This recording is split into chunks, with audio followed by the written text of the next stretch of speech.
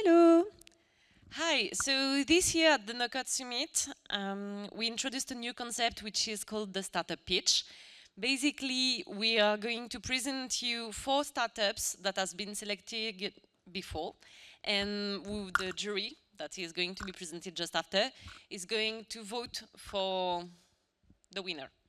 So to animate this new concept, please welcome Aude from Eldorado. Give her a warm welcome. Hi everyone, and welcome to the startup pitch of the No Code Summit 2024. First, a big thank you for your presence. I know it's been an intense day for everyone. Also, a special thanks to SFPN for allowing us, Eldorado, to collaborate on this fantastic event. So I will introduce myself briefly, and then I will introduce Eldorado, and then I'm going to let place to the pitch and to the entrepreneurs. So I am Aude de Lépine. I am managing partner at Eldorado, and Eldorado is a consultancy firm dedicated to the tech ecosystem. So our mission is to assist entrepreneurs in their financing strategies, such as fundraising with private investors, such as banks loan, BPI loans, grants, etc., or tax credits, through our team of experts. We also create many contents, educational and analytical content about VC ecosystem and startups.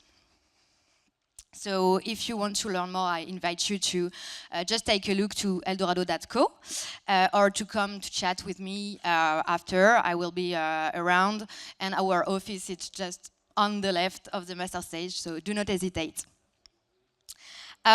So today with me, there is 3 other juries, 3 experts in the no-code and low-code ecosystem, and I will let introduce themselves. So can you join me? Yes, you can come.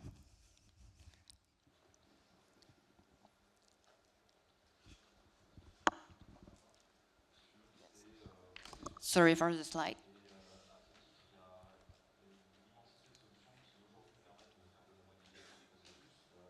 You can come here. Yeah. Thank you. We have to switch the... Yeah. Okay, hello everyone. I'm Pierre, the president of the SFPN and co-founder of Cube, a group of an agency and a school that train on no-code tools. Hi, I'm Fabian. I'm the CEO at Make, and we are a visual no-code workflow automation platform. Hi everyone, I'm Teresa, and I am the country manager or region manager for North America at NC Scale, which I'm sure you've been hearing a little bit about this morning and this afternoon. And we work towards observability and monitoring for your entire no-code stack. Thank you very much. You can... thank you. Thank you. You can... Thank you. You can go to your... Yes. Okay. So just to remind you the program today, we're going to discover or rediscover 4 startups. Each startups will have 5 minutes pitch and 3 minutes of Q&A with the jury. And then there will be the first prize, but it's not at 7, it's at 6. So let's go to the pitch. And to begin, I'm going to invite Chloe to join on the scene.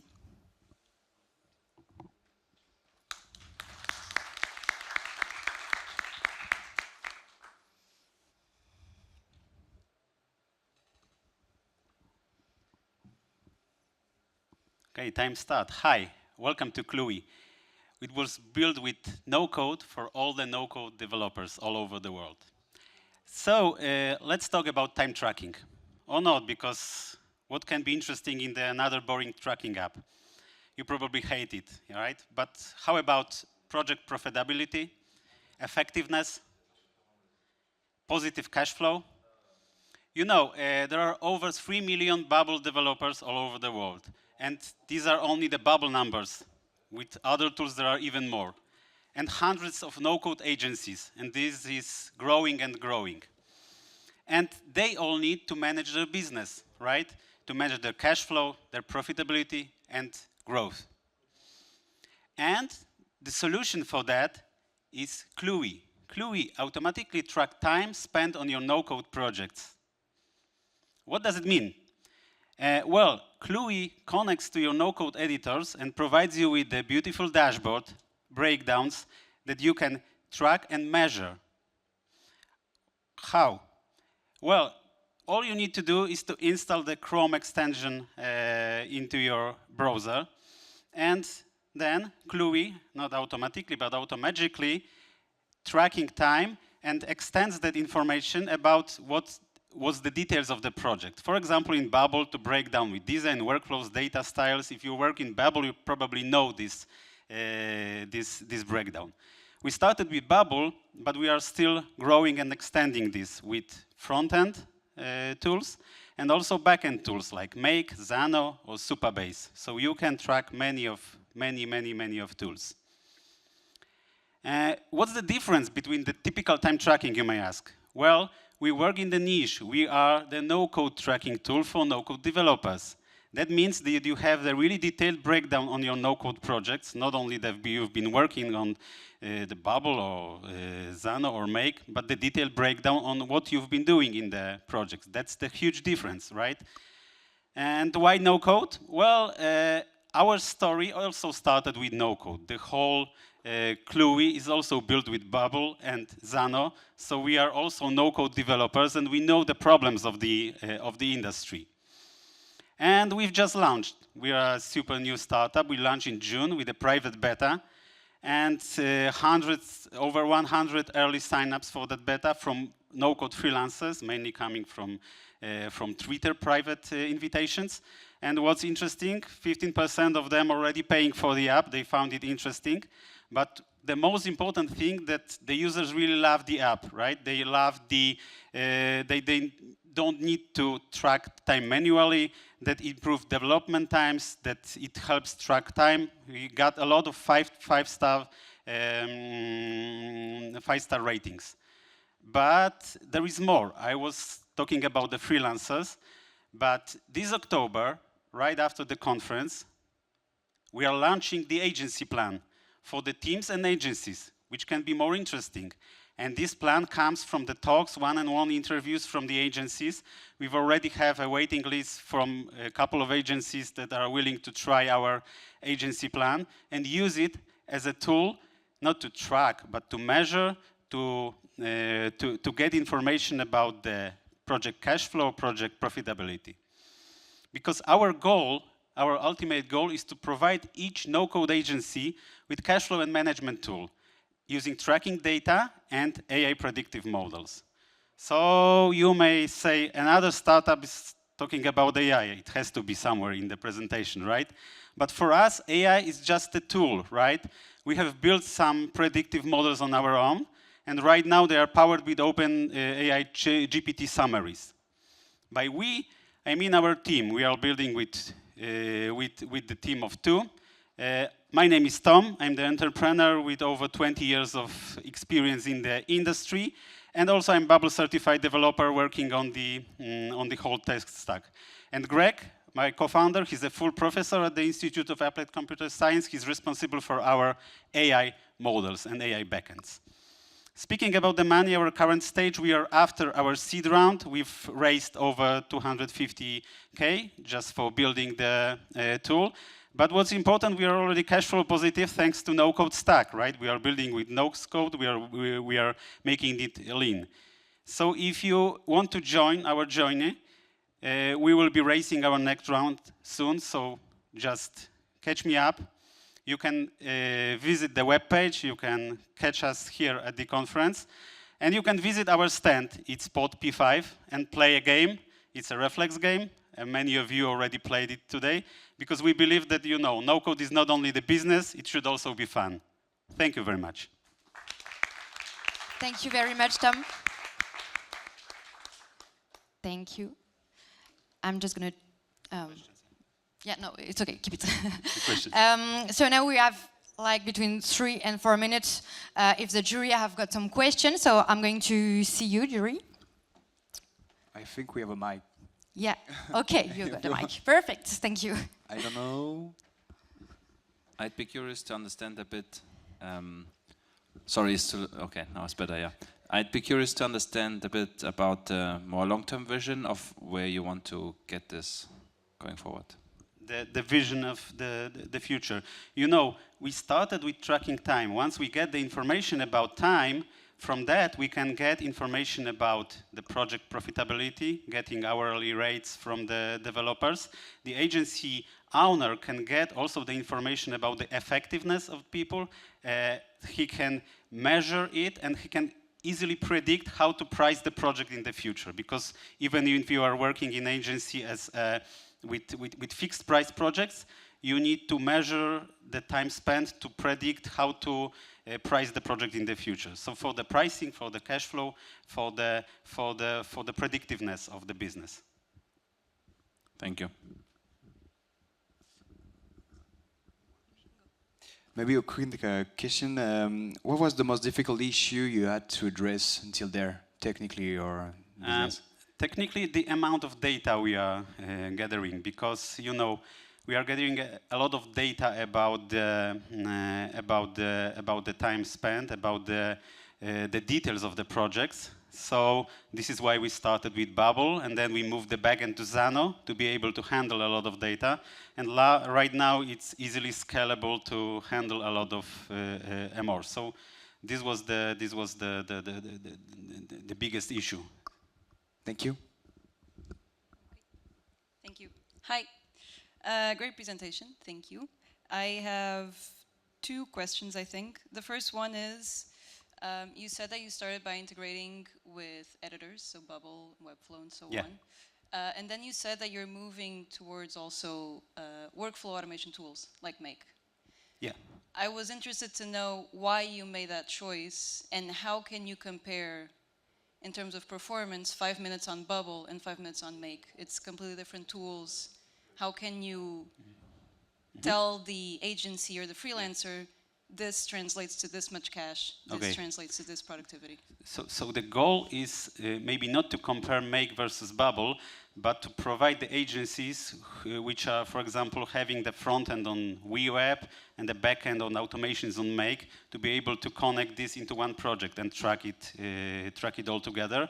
And we divide it into, the projects divided into the tools that the agency knows that they spend this time on front end and this time on the external back-end tools. So we treat the front end and back-end tools separately, not to compare them, because as you said, it's uncomparable. Right. Okay, so it doesn't necessarily translate into how much you saved or made from these tools. It's more about how you're managing your own time. Yeah. Okay. Thank you. And maybe I didn't see it, or I was writing when it happened, but did you show a wireframe or GIF or video of what the dashboard actually looks like? Yeah, it was. Okay. We can scroll back if we have time. So it was at the beginning. So the dashboard. Yeah. Okay. Yeah. So the dashboard. I mean, the app is fully functional. So you can try it on. The dashboard looks like this. This is the breakdown of all the projects. And you can get into the detailed view of the project to have a detailed breakdown on what you've did. Okay. Yeah. Is it possible to then filter by tool or by action item or by project? Yeah, you can. Yeah, you can filter through. You can go through the top, the projects, then the project itself, then the sessions divided into the tools. Okay. All right. Very clear. Thank you. Thank you very much. Thank you, Tom. Thank you very much. And now let's talk about hyperautomation with MindFlow.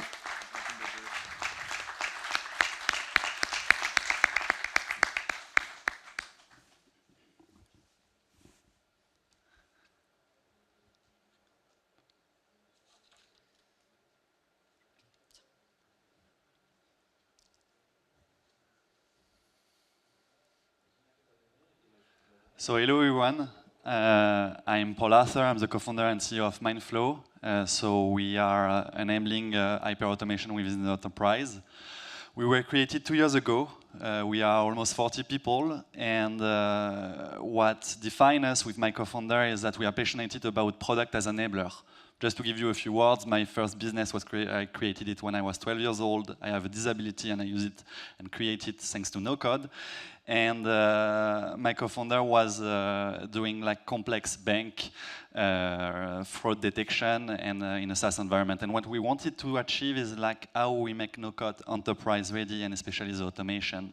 Last year, we were most promising tech French startup in Station F by Rothschild. We won lots of prizes, and we will be happy to convince you as of today. So what does it look as of today?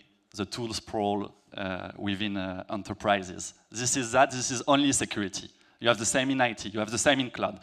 All these tools are not connected. They are always super hard to manage because they update each of them every week, every day, and this is a complete nightmare to automate. So what do? As of today, you have silo in companies and people use tickets to talk with each other. And then it's almost impossible. In security, there is 3 million talents missing, and on the other side, there are 11,000 alerts per day, and only half are checked. So you will say, you need to automate. But the thing is that to go from click ops, copy-paste, to automated ops, it's much more difficult than we think it is.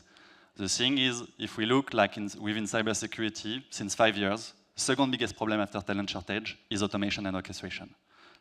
It does not work. Why is that? Is that on one side you have people that own the processes, that know how to do things, and the people, even if they are cybersecurity engineer, they do not know how to code. This is one thing. But the other thing is that the enterprise platforms that were created as of today, they have a poor user experience, they are bonded with a set of connectors that does not scale, so you need to create automation with coding and scripting on top of this tool.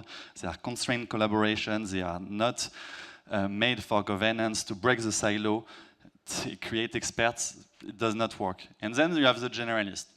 They are good, but they are struggling in the way to automate the full complexity of the enterprise ecosystem. All these tools that I've shown before, and bringing the capacity of enterprise dev within no code. So what's new? We did create a platform of automation that is made for enterprise, from the security to the business. It's powerful automation made simple, with expert and non-expert all together that can use our platform. So come have a look, it's super easy to use it, and you will be able to go really deep within the platform. Really deep because we are completely connected with all the services you may leverage when you are a developer. So 100% of AWS, 100% of GCP, 100% of Azure. It's already 50,000 sets of action. What we do is that we have a business model that's scaled with the value we create. This is not pricing for makers that you may see, but it's like we are doing tickets of average 50K to our clients. And we are launching a community edition because we want to empower the people, empower the startup to also leverage the values they can use with our tool. We are using by top players with being launched this year, such as Thales, Doctolib, and Colas, Auchan, on many complex topics in production environment, on mission-critical workflows. And what set us apart as of today is that we were one of the first, is not the first, platform that is fully security compliant, ISO 27001, SOC 2 Type 2, that enable to leverage like AI generative workflow within the organization. So we have a full team of data scientists that are currently working and doing breakthrough innovation in the topic. We'll keep going to innovate. Super happy to show you what we achieved. Just to tell you, we'll be doing 1 million ARR under 12 months after launching. We have 5 million euro in the bank as of today. That will allow us to still hire 20 more talents to scale the AI, build a rockstar style motion that is a bit different than doing product-led growth, and having a strong marketing image. Thank you. Thank you. Thank you, Anatole. So let's go for the question of the jury.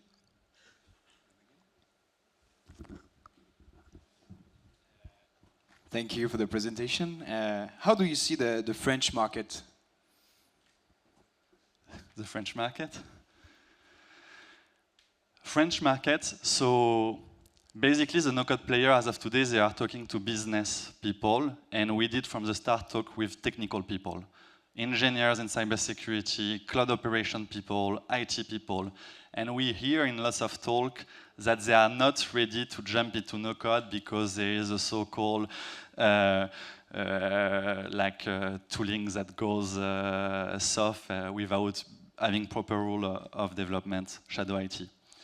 The thing is that they are completely ready to embrace no-code when they see what no-code is about. So if you are ready for working on public cloud, you are SaaS aware, which is almost like all players as of today, you are ready to leverage no-code. And so we feel the market that is mature enough to understand that they cannot do otherwise than using tools like Mindflow. Thank you.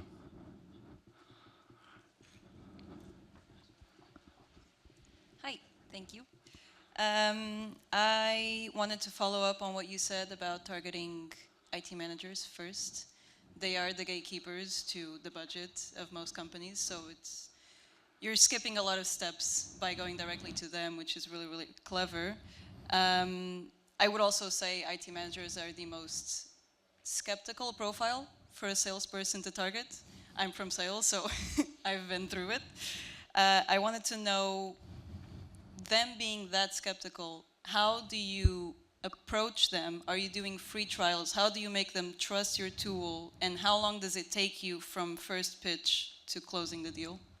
So just enterprise, SaaS, cybersecurity, we do as the market 12 to 18 months. It takes the time with the procurement and so on. However, it can be tested fast.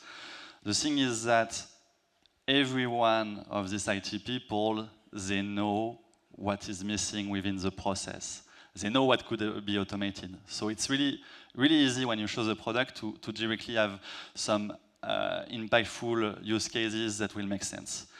They are skeptical, but when you have half of your alerts that are checked, this is a big issue. When you have many people that goes away of your company because they are doing repetitive, mundane, stupid tasks, this is a big issue. When you don't find the talents that will do the operation, it's a big issue. So it's not a choice, basically. So they are skeptical, but it goes fast that they understand the value. All right, thank you. Super exciting, thanks for sharing. I guess I understand a little bit about your business. Yeah. I'd be curious, since you're coming in with large tickets into large organizations, how do you think about adoption and usage in the organizations that you're selling to?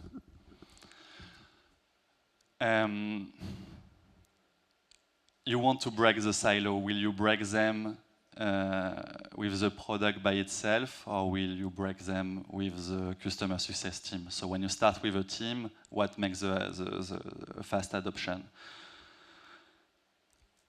You always need a champion, we believe, because it makes things much easier. And then how do you make people understand the value with what they can do with the tool?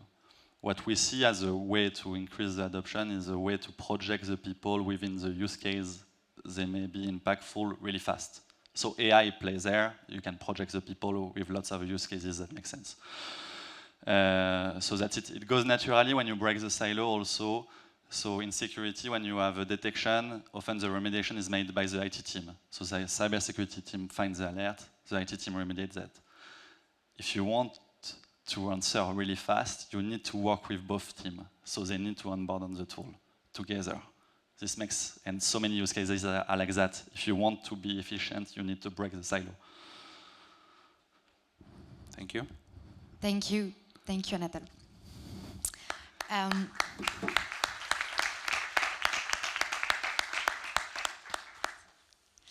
So let's go for the third startup. Thank you. I invite Sami to join the scene to present you Temple.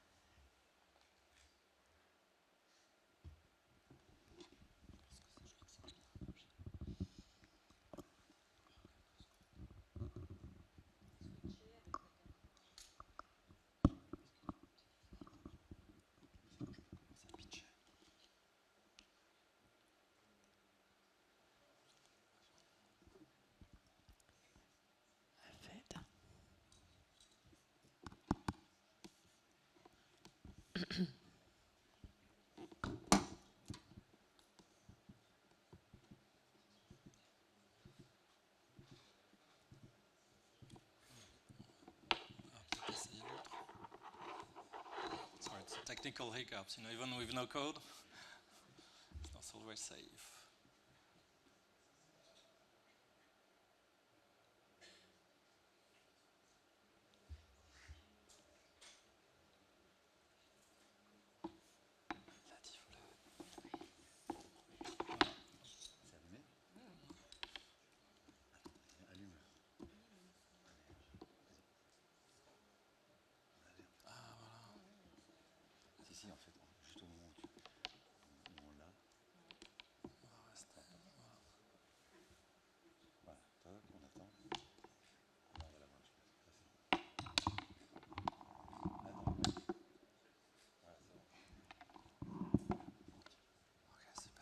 Sorry about it. Let's go.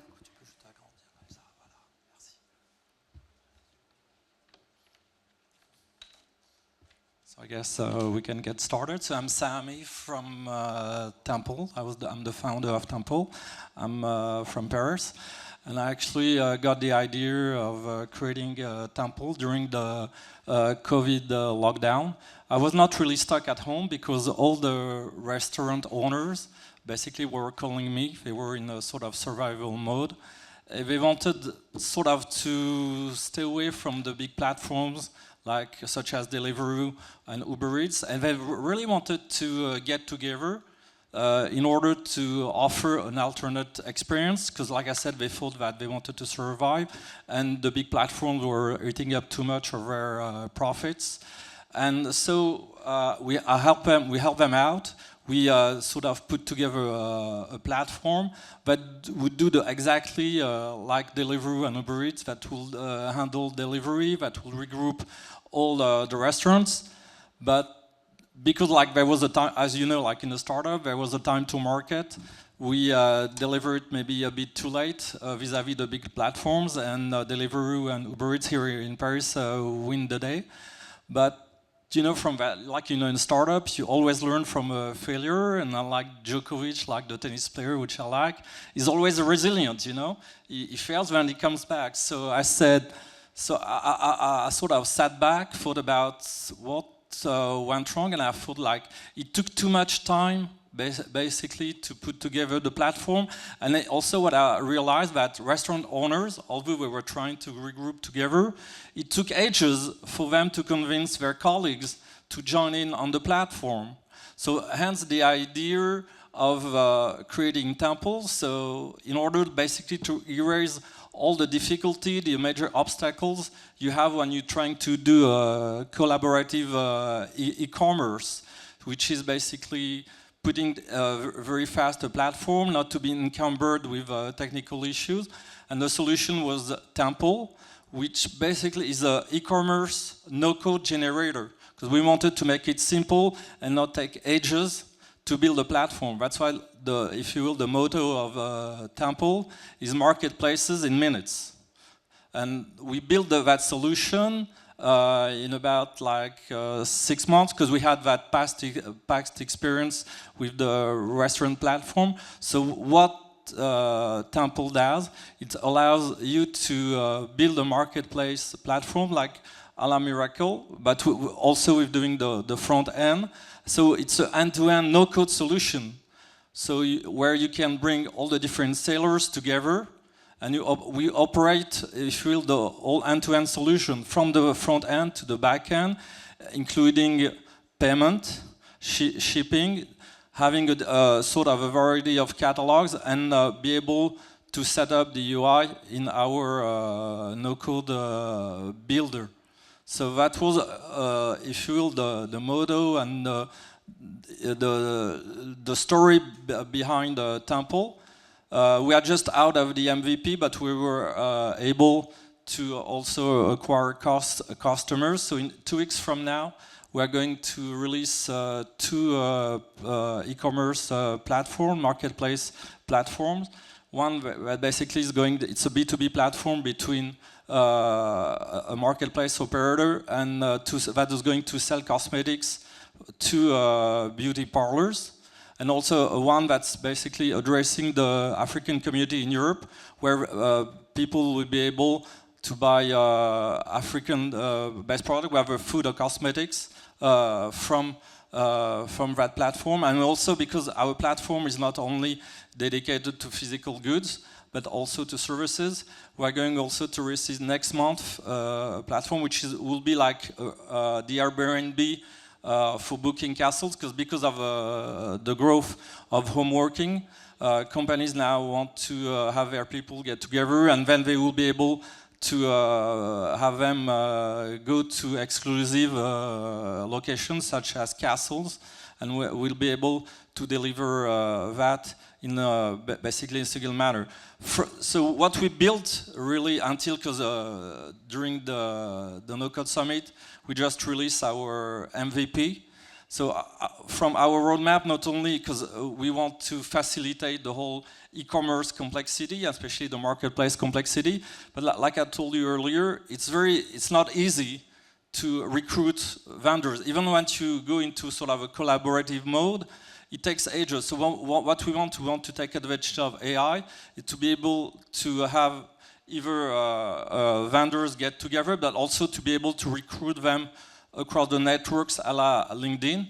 And also, which is very important, like in e-commerce, to have like the catalog, whether it's a service catalog or a physical product catalog, to improve the editorial quality of the catalog, because it's part of the whole sell process. So what I'm going also to end my demo is to show you, because we built, you know, like for our MVP release, we built a fictitious marketplace, which you can see right here. It's a clothing. We wanted to make it generic because clothing appeals to everyone. We all want to get dressed. So this is the results of what we have basically been doing. So you see all the categories and the different brands that are part of that fictitious marketplace. And what I want also to show you, it's a marketplace that was recently released. This one is fully live, and it was built using Shopify as the front end, and Miracle, which is the big marketplace player in France and in Europe, in the world. And with a digital agency building a connector between Miracle and Shopify.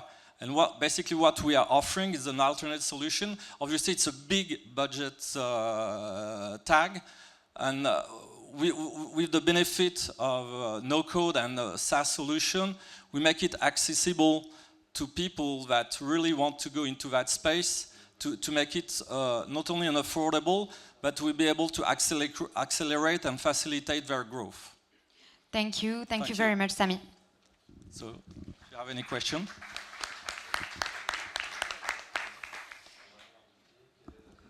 Maybe, thank you very much, very exciting.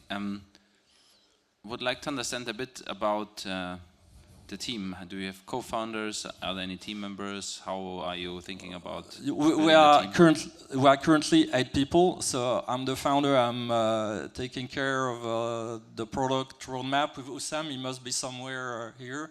Oussam is our CTO. So we have a team of, because it's a complex. So we really put emphasis at the beginning to build the MVP on the developer team, and we have also, as part of a permanent staff, a graphic UX designer, because it's very important to have facilitate the user experience, not only on what I show you when I show you the fictitious marketplace, but also regarding our dashboard and marketplace builder.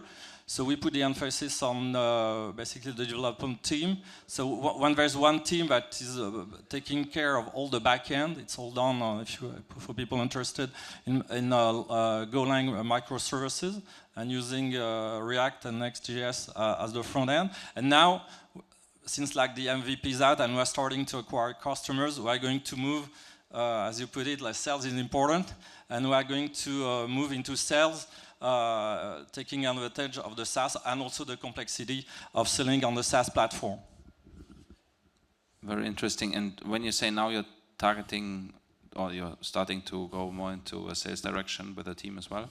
Yes. Who are you targeting as your I think right now we are targeting, especially when you are sort of out of the... I'm not targeting the big players that say Miracle, even like Shopify Plus are going after.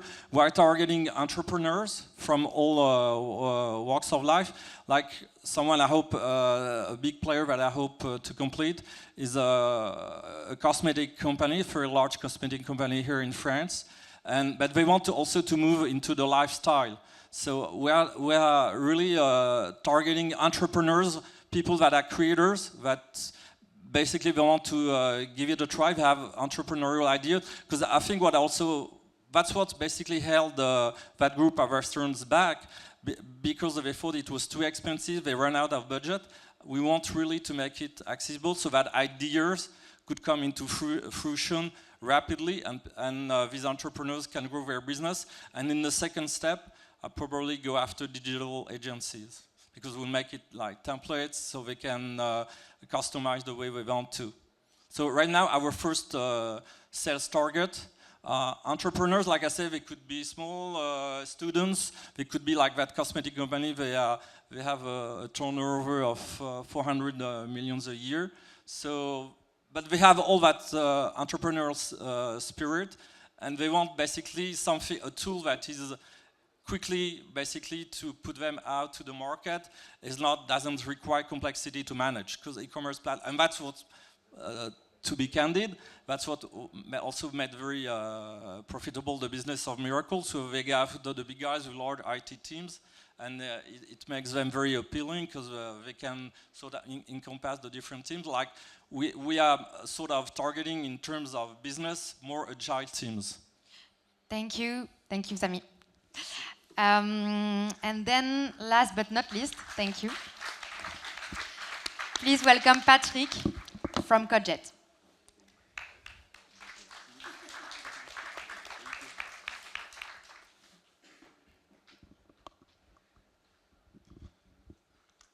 Hi there. Okay. So can we switch to presentation? Yes. No. Oh, it's here? Yes, it's okay. You don't have to okay.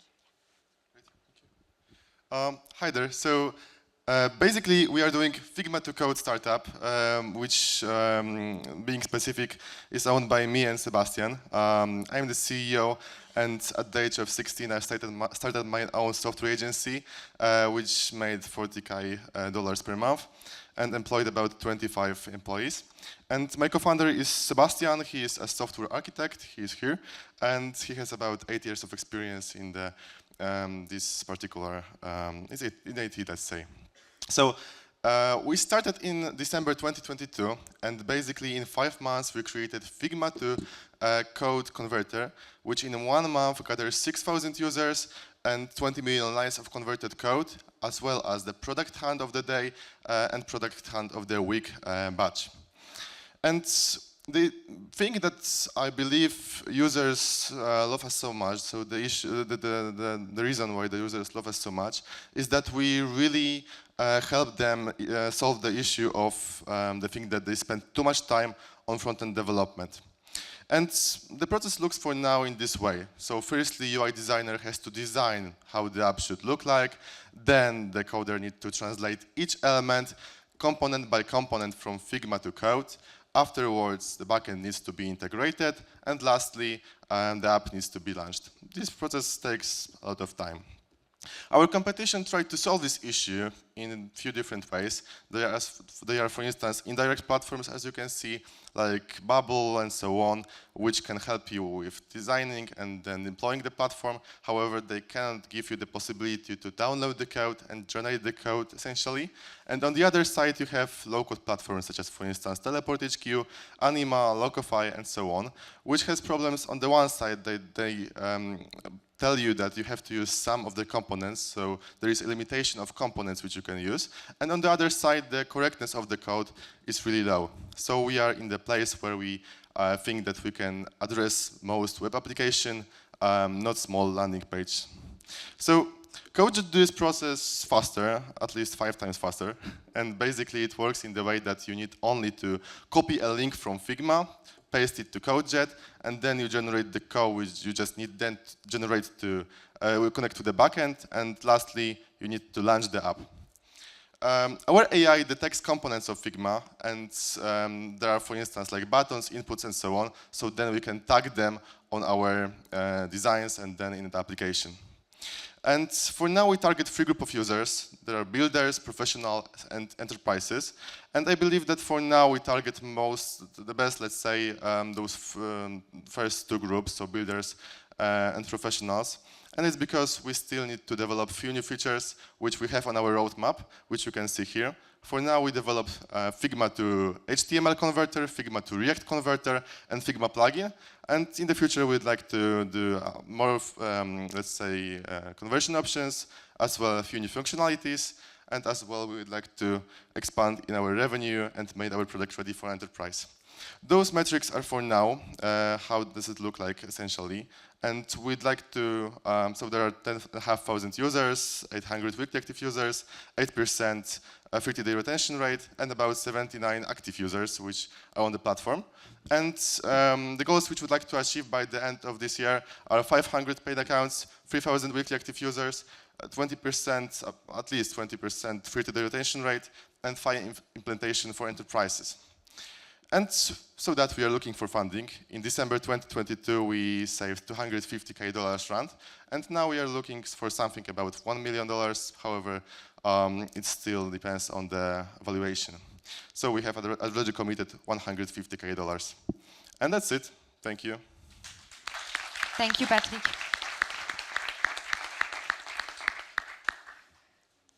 Three minutes for the jury. Hi, thank you. That was great. My question is about your very last slides on your goals, specifically for the retention rate. What I wanted to ask is, why do you think that retention rate is at 8%? And do you have a concrete plan on getting it to those 20%? I mean, like for now it's 8% because the user doesn't need to host anything in our app. The users just convert the code and that's it. They have even 20 conversions for free. And I believe to increase the conversion rate, we can, for instance, host some components from Figma or host some code schemes in our tool. We still have some few ideas, and we think that that's the thing which will increase the retention, so user will get more often to our app. Okay, thank you. Okay. Thank you very much for the presentation. What are the main purpose for you and your team in 2024? In 2024. So I think that it will be mainly, sorry for those slides. I think that mainly raising the runs, that's the one thing. I think that AI is a really big challenge, so developing something which will be competitive on the market. And the last thing would be new markets, new users, because we are for now targeting those builders essentially mainly, and we are preparing landing pages, small web applications. We'd like to prepare more and more bigger applications for our users, so I believe that market fit in one sentence. Thank you. Thank you very much. Very exciting. Do you expect some of these design platforms to build out similar functionalities over time, and how do you plan to then differentiate in the future? Essentially, I spent last month in San Francisco in Figma headquarters, so I know something about those platforms ideas on the future. And I believe that Figma and platforms such as Figma has a really big issue with workflows. So the users before designers worked before in Photoshop and tools like this. Now they are working in Figma. So they have pretty same way of work. There is still a mess in these layers. So firstly, as a code jet, we address in the best way the organization and standardization of the design process and the development process. I believe it would be really hard for Figma and tools like this to prepare such a tool for every user, to be useful for every of those 4 million of Figma users. So, you know, I believe that it depends. I don't have a good answer for this. Okay, thanks for sharing anyhow. Thank you. Thank you very much, Patrick. Thank you.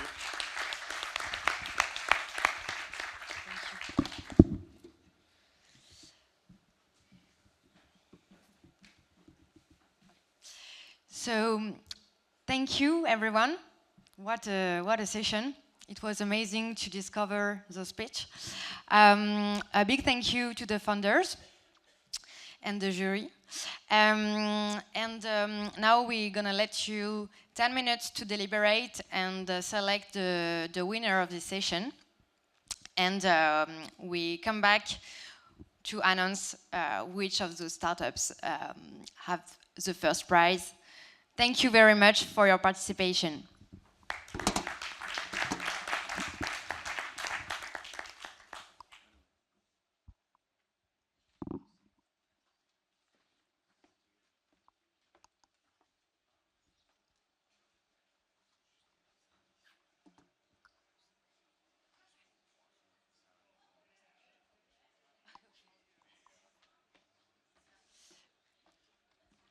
Just please, can I have your attention?